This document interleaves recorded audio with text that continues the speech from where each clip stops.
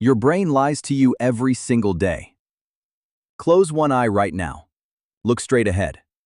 There's a small blind spot in your vision, a tiny gap where your optic nerve connects to your eye, and no light receptors exist there at all.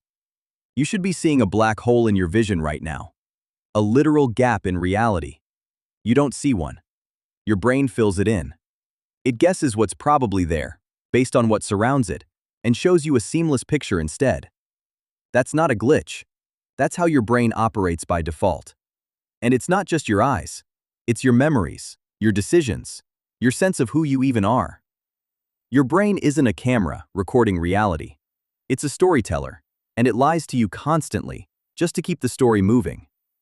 In the 1990s, psychologist Elizabeth Loftus ran a study where she convinced adult participants they'd been lost in a shopping mall as a child, an event that never happened.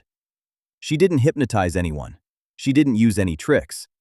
She simply described the fake memory in detail, mixed it in with a few real ones their family confirmed, and asked them to recall it. Within a few sessions, some participants weren't just agreeing the event happened. They were adding details. The color of the shirt the stranger was wearing, how scared they felt, what their mother said when she found them. None of it happened. Their brain built a complete emotional memory out of nothing but a suggestion. This is called a false memory. And here's the unsettling part. The person experiencing it cannot tell the difference between a false memory and a real one. It feels exactly as real. Same emotional weight, same confidence. Which means right now, somewhere in your own memory, there's very likely something you're completely certain happened that didn't. In 1999, researchers Daniel Simons and Christopher Chabris ran a now famous experiment. They asked people to watch a video of 6 people passing basketballs back and forth, and count the number of passes between players in white shirts. Halfway through the video, a person in a full gorilla costume walks directly through the middle of the scene, stops, thumps their chest, walks off. Roughly half the people watching, focused entirely on counting passes, never saw the gorilla at all. This is called inattentional blindness. Your brain isn't capable of processing everything in front of you at once, so it filters aggressively, often deleting things that seem irrelevant to your current focus, even something as obvious as a gorilla in a basketball game. Here's why this matters outside of a lab.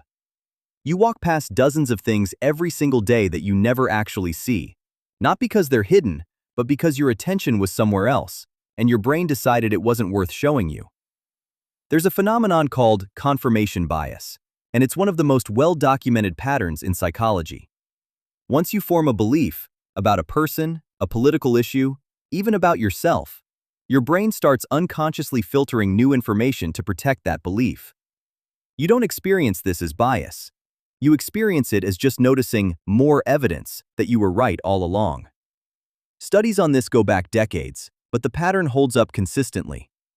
People shown identical, neutral information will walk away interpreting it in opposite ways, depending entirely on what they already believed walking in.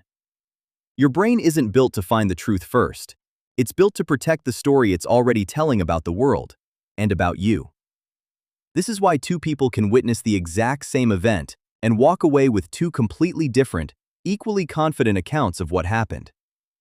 Here's where it gets stranger.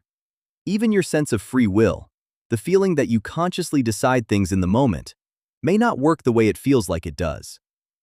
Researchers studying brain activity have found signals predicting certain simple decisions before participants reported being consciously aware of deciding anything at all.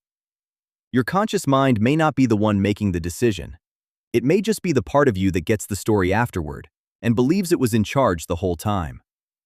This isn't to say you have no control, but it does mean the version of you who feels like a single, continuous narrator in charge of your life is at least partly a story your brain tells after the fact, to make sense of what your brain already decided. None of this is a malfunction. It's the entire design. A brain that recorded every single detail of reality with perfect accuracy would be slower, more exhausted, and overwhelmed by irrelevant noise. Instead, your brain takes shortcuts. It fills gaps. It deletes things that don't seem to matter. It edits your memories to fit a cleaner story. It protects beliefs you've already settled on, because reevaluating everything constantly would be paralyzing. The lying isn't the problem. The problem is forgetting that it's happening. The moment you assume your memory is a perfect recording, your perception is catching everything, and your beliefs are purely rational, that's the moment your brain has you exactly where it wants you. Confident, certain, and quietly, constantly, wrong about something. You don't need to distrust everything you think and remember. But the next time you're completely certain about something, what someone said, what really happened, why you made a decision, it's worth asking one question. Is this what actually happened? Or is this just the story my brain decided was easier to tell?